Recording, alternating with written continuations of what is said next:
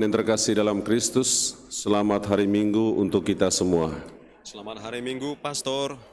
Salam. Shalom. Baik, terima kasih.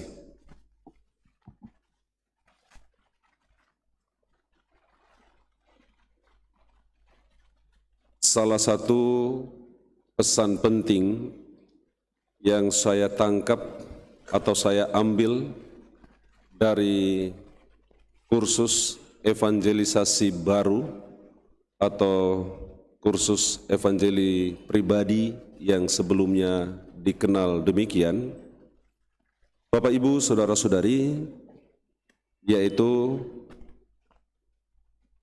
tugas pewartaan Injil adalah tugas dari seluruh umat beriman, yaitu semua mereka yang percaya kepada Kristus, tentunya mereka yang telah dibaptis. Bapak Ibu Saudara-saudari umat beriman yang terkasih, hal kedua yang menarik perhatian saya ketika Bapak Bernard memperlihatkan statistik persentase agama-agama yang ada di dunia, khususnya yang ada di Indonesia. Lalu dibuat perbandingan dalam jangka waktu 1 dekade, 10 tahun, dari tahun 2010 lalu sampai tahun 2020. Dari data itu kelihatan bahwa pertumbuhan atau perkembangan umat Katolik itu sangat kecil dibandingkan dengan pertumbuhan perkembangan umat yang lain, termasuk umat beriman, saudara-saudari seiman kita dari Protestan. Bapak Ibu Saudara-saudari umat beriman yang terkasih, indikasi ini memperlihatkan apa yang dilakukan orang Katolik dalam hidup mereka. Pertumbuhan jumlah umat yang sangat kecil dibandingkan dengan agama yang lain itu memperlihatkan bagaimana orang Katolik berkarya, bekerja, berpenampilan dalam hidup mereka, entah itu di dalam keluarga, di dunia kerja, dunia pendidikan, atau juga dalam kehidupan sehari-hari dalam masyarakat. Bapak Ibu Saudara-saudari umat beriman yang terkasih dalam Kristus, dari bacaan kedua yang kita dengarkan pada hari raya Yesus menampakkan kemuliaannya kepada para muridnya di Gunung Tabor, yaitu dari surat kedua Rasul Petrus. Di sana dengan sangat jelas Petrus menggambarkan, Petrus memperlihatkan, Petrus memperkenalkan sebuah pengalaman iman ketika ia ada bersama Yesus dengan kedua murid yang lain di Gunung Tabor. Pengalaman yang menggembirakan ini tidak disimpan Petrus hanya untuk dirinya, tetapi ia berusaha untuk membagikannya kepada orang-orang yang mendengarkannya. Bahkan mereka yang sudah tidak sempat mendengarkannya lagi, karena Petrus sudah meninggal. Dan ia simpan dalam sebuah dokumen, dalam suratnya, dan itu bertahan sampai sekarang. Dan ia perkenalkan kepada kita semua, Bapak Ibu Saudara-saudari umat beriman yang berkumpul di sini. Bapak Ibu Saudara-saudariku umat beriman yang terkasih, Jika Petrus tidak melakukan ini, maka peristiwa penting, peristiwa mulia, peristiwa yang menggembirakannya dan yang memperkuat dirinya bersama kedua murid yang lain itu akan tinggal 2000 tahun lebih yang lalu. Peristiwa itu hilang bersamaan dengan bergulirnya waktu. Bapak, Ibu, saudara-saudari umat beriman yang terkasih, seperti Petrus inilah hendaknya kita mengambil peran bagaimana mewartakan Injil, mewartakan Kristus kepada orang-orang di sekitar kita. Tujuannya apa?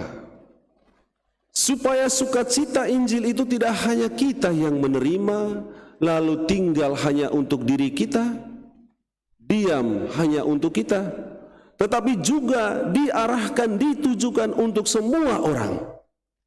Siapa saja memiliki hak, kesempatan untuk mendapatkan berkat berlimpah sebagaimana yang kita alami. Bapak, Ibu, saudara-saudari umat beriman yang terkasih, sudah berapa orang yang Bapak, Ibu, saudara-saudari jumpai, lalu kepada mereka Bapak, Ibu, saudara-saudari perkenalkan Kristus? Bahkan mungkin ada yang akhirnya membawa mereka untuk dibaptis. Sudah berapa orang? Coba tanya diri masing-masing. Saya coba hitung, lihat statistik umat Paroki Katedral Medan. Ada 2.700 sekian. Dan terakhir, setelah dimekarkan paroki yang baru, Paroki Santo Paulus Pulau Brayun Bengkel,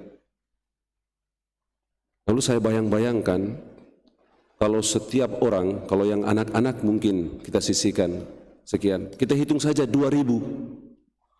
Kalau 2.000 umat paroki Santa Perawan Maria yang dikandung tanpa noda Katedral Keuskupan Agung Medan, setiap tahun mendapatkan satu orang saja, jadi setiap tahun Pastor Cesar akan membaptis tambahan umat 2.000 orang. Tapi yang terjadi, ya paling hebat itu 40 orang. Tapi itu udah lumayan lah, daripada tidak ada sama sekali. Dan saya percaya itu berkat kesaksian Bapak, Ibu, saudara-saudari di tempat kerja, di tengah-tengah lingkungan masyarakat atau dalam dunia pendidikan dan di tempat-tempat lain. Bapak, Ibu, saudara-saudari umat beriman yang terkasih, evangelisasi zaman dulu seperti itu. Tetapi zaman sekarang tidak demikian. Bahwa ada cara yang harus kita temukan bagaimana kita memperkenalkan Kristus kepada orang-orang di sekitar kita. Kita berpikir bahwa memperkenalkan Kristus itu atau berevangelisasi itu hanya untuk orang-orang yang belum mengenal Kristus. Tidak. Justru zaman sekarang ini, apalagi dengan munculnya new evangelisasi baru, artinya apa? Belum tentu semua yang sudah dibaptis ini percaya kepada Kristus. Belum tentu yang sudah menerima rahmat sakramen baptis, yang sudah masuk dalam persekutuan gereja, belum tentu itu yakin akan imannya kepada Kristus. Karena itu Bapak, Ibu, saudara-saudari umat beriman yang terkasih, Paroki Santa Perawan Maria yang dikandung tanpa noda mencoba untuk kembali menyadarkan ini, bahwa tugas evangelisasi itu tugas semua kita yang dibaptis, tugas semua umat beriman, yaitu memperkenalkan Kristus kepada siapa saja dengan cara kita masing-masing, bahkan di tempat kita berada, di mana saja. Tidak harus di tempat-tempat resmi, saat katekese hari Minggu, bukan hanya kerjanya seksi katekese atau kerjanya pastor atau para pengurus gereja, tapi tugas kita semua, panggilan untuk kita mewartakan Kristus kepada semua orang, supaya semakin banyak orang yang mengenal Kristus, lalu memperoleh keselamatan, memuliakan Allah. Bapak, Ibu, saudara-saudari umat beriman yang terkasih dalam Kristus, jadi 3 hari ini Paroki Santa Perawan Maria yang dikandung tanpa noda melaksanakan kursus evangelisasi baru yang dulu sering disebut dengan kursus evangelisasi pribadi, KEP. Jadi Bapak Bernard Ali dan Ibu datang jauh-jauh dari Jakarta, dari tim Sekina Jakarta. Tujuannya apa? Untuk kembali mengingatkan kita akan tugas panggilan kita sebagai orang beriman, mewartakan Kristus kepada semua orang, mewartakan Injil Kristus, supaya semakin banyak orang yang percaya, mengenal Kristus, memuliakan namanya, memuliakan Tuhan, dan memperoleh keselamatan. Bapak Ibu Saudara-saudari, nanti 3 minggu ke depan, jadi berturut-turut, mulai hari Jumat, berakhir hari Minggu. Nanti minggu depan lagi, hari Jumat sampai hari Minggu. Minggu berikutnya lagi hari Jumat sampai hari Minggu. Jadi 3 minggu berturut-turut.